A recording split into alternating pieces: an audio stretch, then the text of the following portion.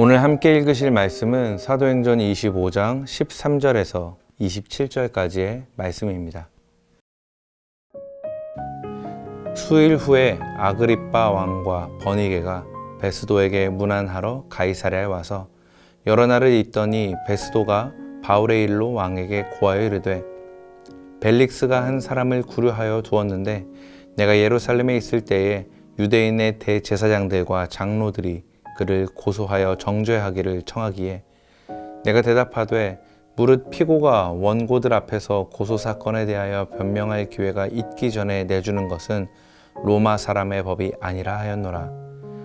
그러므로 그들이 나와 함께 여기 오매 내가 지체하지 아니하고 이튿날 재판 자리에 앉아 명하여 그 사람을 데려왔으나 원고들이 서서 내가 짐작하던 것 같은 악행의 혐의는 하나도 제시하지 아니하고 오직 자기들의 종교와 또는 예수라 하는 이가 죽은 것을 살아있다고 바울이 주장하는 그 일에 관한 문제로 고발하는 것뿐이라. 내가 이 일에 대하여 어떻게 심리할는지 몰라서 바울에게 묻되 예루살렘에 올라가서 이 일의 신문을 받으려느냐 한즉 바울은 황제의 판결을 받도록 자기를 지켜주기를 호소하므로 내가 그를 가이사에게 보내기까지 지켜두라 명하였노라 하니 아그리빠가 베스도에게 이르되 나도 이 사람의 말을 듣고자 하노라. 베스도가 이르되 내일 들으시리이다 하더라. 이튿날 아그리빠와 버니게가 크게 위엄을 갖추고 와서 천부장들과 시중의 높은 사람들과 함께 접견 장소에 들어오고 베스도의 명으로 바울을 데려오니 베스도가 말하되 아그리빠 왕과 여기 같이 있는 여러분이여 당신들이 보는 이 사람은 유대의 모든 무리가 크게 외치되 살려두지 못할 사람이라고 하여 예루살렘에서와 여기서도 내게 청언하였으나 내가 살피건대 죽일 죄를 범한 일이 없더이다. 그러나 그가 황제에게 상소한 고로 보내기로 결정하였나이다. 그에 대하여 황제께 확실한 사실을 아뢰할 것이 없으므로 신문한 후 상소할 자료가 있을까 하여 당신들 앞 특히 아그리빠 왕 당신 앞에 그를 내세웠나이다. 그 죄목도 밝히지 아니하고 죄수를 보내는 것이 무리한 일인 줄 아나이다 하였더라. 아멘. 계속해서 재판을 앞두고 있는 사도 바울의 상황이 나타나고 있는데요. 오늘 본문에서는 또 새로운 인물이 등장을 합니다. 바로 당시 팔레스타인 지역을 다스리던 분봉왕 아그리빠와 왕비 버니게, 이 두 사람이 가이사랴에 도착을 합니다. 아그리빠 왕은 우리가 잘 알고 있는 헤롯 대왕의 후손으로서 당시 팔레스타인 지역을 다스리던 아주 강력한 권세자였습니다. 그리고 그와 동행한 왕비 버니게는 사실 이 아그리빠 왕의 누이로서 앞서 결혼한 남편이 죽고 나서 동생인 아그리빠의 왕비로 지내고 있던 아주 세속적인 여인이었는데요. 아무튼 이 두 사람이 신임 총독인 베스도에게 문안하러 가이사랴에 공식 방문을 한 겁니다. 아마도 아그리빠 왕의 방문이 베스도 총독에게는 아주 환영할 만한 상황이었을 겁니다. 왜냐하면 지금 바울이 구금되어 있고 유대인들은 그를 고소하며 죽이려고 눈에 불을 켜고 있는 상황에서 로마 시민권자인 바울은 나는 로마 황제에게 재판을 받겠다, 나를 로마로 보내달라 해서 베스도가 이를 허락해 주고서 기다리고 있는 그런 상황이거든요. 근데 문제는 뭐냐, 이 총독인 베스도가 로마 황제에게 바울을 보내서 재판을 받게 하려면 지금 내가 황제 앞으로 보내는 이 바울의 죄명이 무엇인지, 그러니까 무엇 때문에 황제에게까지 이 죄인이 끌려오게 된 것인지 일종의 보고서를 작성해서 같이 보내야 할 텐데 아시다시피 베스도는 바울의 죄목을 도저히 못 찾겠다는 겁니다. 그럴 만한 죄목을 적을 수가 없다는 거죠.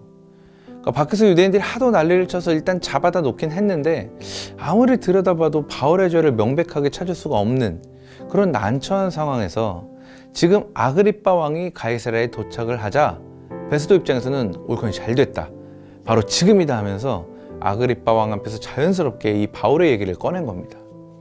그러자 아그리빠 왕은 22절에서 베스도가 원했던 대로 내가 직접 그 사람의 말을 들어보고 싶습니다 하였고, 베스도는 그럼 내일 한번 만나서 직접 들어보시죠 함으로써 결국 아그리빠 왕과 바울의 접견, 일종의 청문회가 이루어지게 되는데요.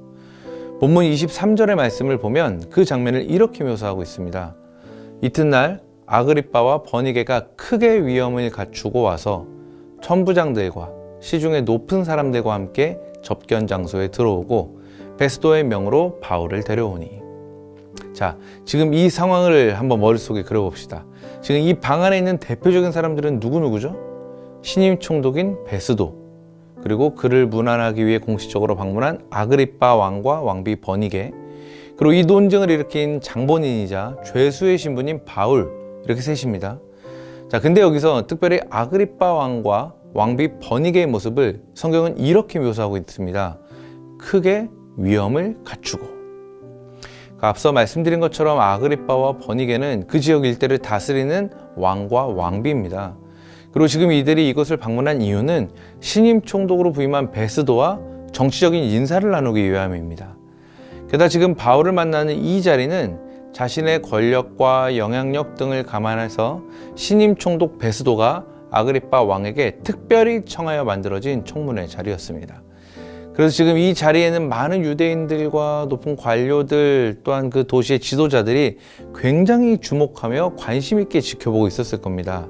자, 그러니 지금 이 왕과 왕비가 얼마나 멋지고 찬란하고 위험 있게 차려입고 그 자리에 나왔겠습니까? 충분히 상상이 되시죠? 자, 그리고 또 다른 참가자 베스도도 마찬가지였습니다. 이제 막 총독으로 부임한 지 얼마 되지 않은 신임 총독이 지금 그 지역을 다스리는 왕과 왕비를 접견하는 자리, 게다가 자신이 일부러 청하여 성사된 이 자리에 그 또한 얼마나 자신의 위치와 권위를 드러내고 과시하며 화려하고 위험 있게 꾸미고 나왔겠습니까? 이 또한 충분히 상상이 되실 겁니다. 자, 그럼 이제 마지막으로 또 다른 주요 참가자인 바울은 과연 어떤 모습이었을까요? 바울은 이미 2년 동안 보호감찰 기간을 지내고 있던 중이었습니다. 물론 전임 총독 벨릭스의 배려로 어느 정도의 자유를 얻어서 그가 필요한 거는 지인이나 친구들이 가져다 주는 정도는 가능하게 해줬다라고 성경이 기록하고는 있지만, 어찌됐든 지금 감옥에 갇혀서 재판을 받기 위해 로마로의 이송을 기다리고 있는 죄수의 신분인 바울의 모습을 상상해 본다면, 지금 저 크게 위험을 갖추고 방에 들어서고 있는 왕과 왕비, 또 신임 총독과 비교하면 바울의 모습은 정말 초라하기 짝이 없는, 그냥 거린과도 같은 그런 모습이지 않았을까 자연스럽게 예상이 되는 장면입니다. 사랑하는 청년 여러분, 저는 오늘 이 말씀, 특별히 이 장면을 통해서 여러분께 이런 질문을 던져보고 싶습니다. 진정한 권위는 과연 어디에서 오는 걸까요? 지금 아그리빠 왕과 왕비 버니게는 주변 사람들에게 자신을 과시하기 위해서 위험 있고 호화로운 아주 찬란한 모습으로 등장을 합니다. 그 이유는 뭘까요? 당연히 그 외형적인 찬란하고 화려한 모습이 자신들의 권위를 세워준다고 여겼던 거겠죠. 그들은 그렇게 믿었을 겁니다. 하지만 여러분 기억하십시오. 참된 권위는 절대로 외적인 데서 나오지 않습니다. 참된 권위는 우리가 가지고 있는 어떤 보여지는 조건에서 나오는 것이 절대로 아닙니다. 우리가 크리스찬으로서 지녀야 할, 우리 안에 품어야 할 참된 권위는 내 안에 살아계신 예수님, 그 주님의 능력과 권세, 그리고 그분의 자녀로서 우리가 가지는 확고한 정체성, 바로 거기에서 나온다는 사실 믿으시기를 예수님의 이름으로 축복합니다. 계속해서 말씀 살펴보시면 알 수 있겠지만, 왕과 총독 앞에서도 전혀 굴하거나 주눅들지 않고 너무나 당당하게 자신의 입장을 변호하고 예수 그리스도, 그분의 복음을 그들 앞에서 당당하게 외치고 선포했던 바울. 이 바울의 권위는 어디서 나온 겁니까? 바울의 이 권위는 누가 주신 겁니까? 그것은 바로 바울 안에 살아계신 예수 그리스도, 그가 다메섹 도상에서 만났던 그 예수 그리스도, 그에게 복음 전파의 사명을 주시며 이방인들에게 보내신 바로 그 예수 그리스도, 그 능력이, 그 권세가, 그 놀라운 권위가 바로 바울에게 그대로 심겨져 있었기 때문에 그가 이렇게 행할 수 있었다는 사실을 우리가 기억하고, 저와 여러분 역시 이 세상 살아가는 동안 만나게 되는 수많은 세상의 권위들, 그러니까 때로는 나를 주눅들게 만들고 그 위험 앞에 힘 빠지게 만드는 세상 권위들에 둘러싸이게 되는 순간들도 분명히 있겠지만, 오늘 본문에 등장하는 바울과 같이 내 안에 계신 예수 그리스도, 그 십자가 능력, 부활의 영광, 그리고 지금도 성령으로 내 안에 오셔서 내 삶을 승리로 이끄시는 그 역사가 우리로 하여금 삶 가운데 당당하게 승리를 선포하며 복음의 능력을 외칠 수 있도록 하실 것을 믿고 나아가는 저 여러분 모두가 될 수 있기를 예수님의 이름으로 간절히 축복합니다.